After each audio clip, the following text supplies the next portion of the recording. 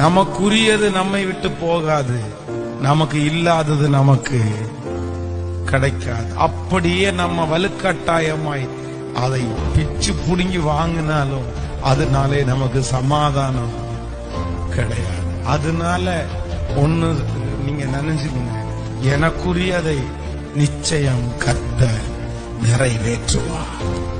எனக்குரியதை அவர் தருவார்.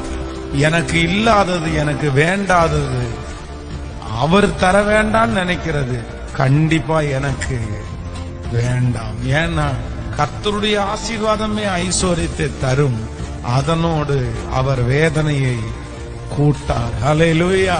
அவங்களுக்கு கிடைச்சிருக்கு, இவங்களுக்கு கிடைச்சிருக்கு, எனக்கு கிடைக்கலையேன்னு உங்களுடைய இருதயம் தயங்க வேண்டாம், கஷ்டப்படவும் வேண்டாம். எனக்குரியதை அவர் எனக்கு கொடுத்தா போதும். நம்ம ஜெபம் எப்படி இருக்கணும்னா, ஆண்டவரே எனக்குரியதை எனக்கு தந்தா போதும், எனக்கு இல்லாததை நீங்க எனக்கு தராம இருக்கிறது ரொம்ப நல்லது.